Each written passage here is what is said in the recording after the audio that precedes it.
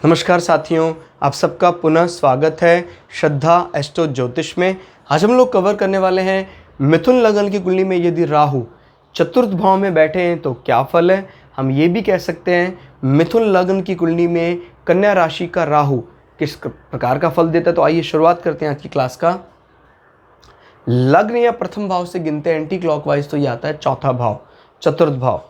चतुर्थ भाव बात करता है हमारे जीवन के एजुकेशनल इंटरेस्ट या लर्निंग एबिलिटी की। चतुर्थ भाव, चौथे भाव से ही हम देखते हैं हृदय संबंधी विकार, कोई हमारे चेस्ट में पेन हो रहा है या ब्रीस्ट का कैंसर है, ये सब चतुर्थ भाव से देखा जाता है। जीवन में ओवरऑल सुखों का अनुभव होगा कि नहीं होगा, ये चतुर्थ भाव से तय होगा। माँ का आशीर्वाद या माँ जीवन में रहेंगी, चतुर्थ भाव। वाहन का सुख, हमारे अपने घर का सुख, चतुर्थ भाव। अभी यहाँ कन्या राशि है जो बुध का इंटेलिजेंट फेस माना जाता है और राहु को ये राशि प्रिय है।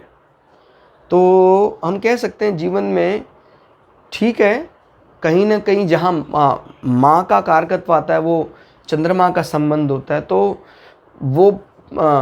वो nurturing nature, caring, protected nature वो तो दिखाई नहीं देता है। लेकिन क्योंकि राहु की इस राशि के साथ संबंध अच्छे हैं तो हम ये कह सकते हैं कि मटेरियल गेन के लिए हर हिसाब से अच्छा ही माना जाएगा। आपका घर, आपका भवन, जैसे बुध भी स्वग्रही होकर यहाँ बैठ जाए उच्च का, तो फिर राहु को और बल दे देगा और इनफैक्ट राहु को एक प्रकार से कंट्रोल रखने का भी काम करेगा। क्लियर हो गया। इस हाउस में बहुत खराब फल देता नहीं पाया गया राहु को।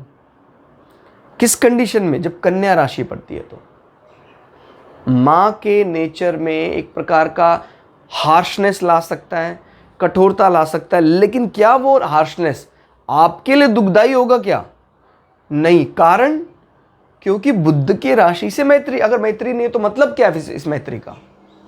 मेरी बात समझ में आ रही है? मैत्री है तभी तो ये स्वभाव या तभी तो इस हाउस का प्रेम हमें नजर आता है। अदरवाइज ये तो शत्रुता की भावना नजर आती कि भाई माँ से नहीं बनती। नहीं, माँ का स्वभाव थोड़ा डिप्लोमेट है, लेकिन वो आपको नुकसान पहुंचाने के मूड में बिल्कुल भी नहीं बैठे हैं।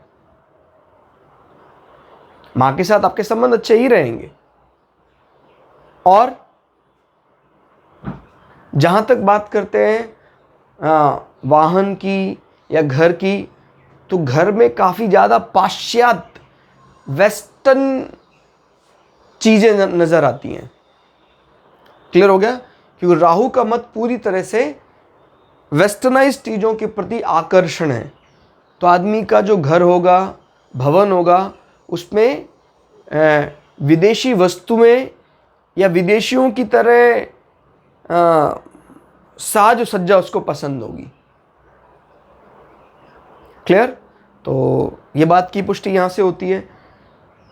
जहां तक बात है लर्निंग इंटरेस्ट की, ऐसा आदमी का बहुत ज़्यादा इंटरेस्ट है कि भाई वो कुछ सॉफ्टवेयर के जरिए कुछ नई नई चीज़ें डिज़ाइन करे। तो सॉफ्टवेयर में महारत होती है ऐसे लोगों को। Communication, electronics and communication specially, not communication exactly, electronics and communication industry में बूम लाना चाहता अपने उसके खुद के इंटरेस्ट। मैं एजुकेशन सर्टिफिकेशन की बात नहीं कर रहा हूं। यानी अगर ये लोग कहीं ना कहीं अपनी पढ़ाई में कंप्यूटर प्रोग्रामिंग को इन्वॉल्व करें तो बहुत तरक्की करते हैं। क्लियर? अब राहु की दृष्टि की बात कर लेते हैं। 1 2 3 4 5 राहु की दृष्टि अगर शनि मजबूत अवस्था में, तो आपके जीवन में अकल्ट की प्रति रुझान जगाएगा। क्लियर होगा? ये जो साधना की तरफ, उसमें तंत्र और इस प्रकार का काला जादू, इस प्रकार के विषयों पर ज़्यादा आदमी अट्रैक्ट होता है क्योंकि राहु का वही तंत्र मुख्यतः यहाँ से दिखाई देता है। हाँ, कुंभ राशि में अगर राहु की दृष्टि पड़ती है तब इसका अर्थ थोड़ा ज़्यादा पोलाइट वे था, या ये कह सकते हैं कि ये जितने भी ये अघोरी साधनाएं वगैरह उसकी तरफ इसका कोई रुझान ना होता। ध्यान रखिए, इन दोनों में बड़ा फ़र्क है। ये पोलाइट वे में तामसिक होने की बात करता है, ये एग्रेसिव होकर तामसिक होने की बात करता है। और राहु की दृष्टि ये बताती है कि भाई आपके जीवन में कष्ट जो हैं वो इस प्रकार के आ सकते हैं कि भाई राहु का अर्थ कहीं ना कहीं किससे है? राहु का अर्थ कि इसको बोलते हैं जिह्वा में दित नंदनम, यानी किसी के अपमान के जरिए आपको कष्ट, अगर शनि भी कमजोर हो जाए और राहु की दृष्टि पड़ रही है तो जीवन में वैसे कोई फिजिकली उसने डैमेज नहीं करा आपको, बौद्धिक स्तर पर या वर्बल कम्युनिकेशन से आपको कष्ट दिया और वो कष्ट आपके मन मस्तिष्क में घर कर गया। क्लियर? तो यहां पर जैसे राहु, शुक्र, इस प्रकार के प्लैनेट बैठ जाते हैं, राहु भी बैठ जाए, शुक्र भी बैठ जाए, मंगल भी बैठ जाए, तो कहता है भाई ये एक तो हमारे प्रेम संबंधों को खराब कर देगा, अशुद्ध कर देगा, और क्योंकि मंगल आय भाव का स्वामी होकर यहां बैठ रहा है और राहु के साथ बैठ रहा है, तो ये कहीं ना कहीं गलत तरीके से धन आगमन की बात करता है, अष्टम भाव से संबंधित। तो इस विषय को अपने दिमाग में भी ध्यान रखना है। गलत तरीका यानी जैसे वैश्यावृत्ति, प्रोस्टिट्यूशन, अगर आय भाव का संबंध राहु केतु प्लैनेट से इंप्रेस्ड होकर यहां बैठता है। क्लियर? वैसे एक मोक्षा हाउस दूसरे मोक्षा हाउस के साथ संबंध बना रहा है, ये एक पॉजिटिव बात होती है। मतलब अगर इन ग्रहों के लॉर्ड का सपोर्ट मिल जाता है, बुध भी बहुत मजबूत हो या शनि भी, तो आदमी फिर अपने जीवन का जो लक्ष्य है उसको हासिल करने की तरफ अग्रसर होता है।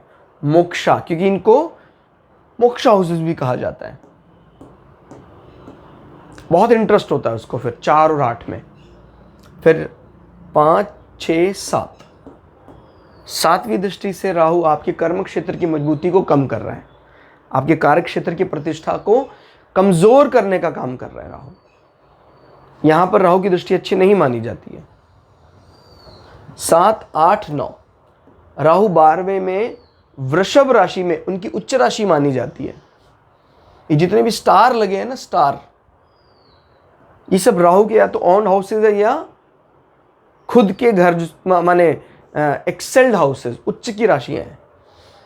तो राहु की दृष्टि बताती है कि भाई व्यय लायक धन ये लोग जोड़ लेंगे, जीवन में अच्छा व्यय कमा लेंगे, और व्यय के लिए धन आना, उसके लिए चतुर्थ भाव जिम्मेदार।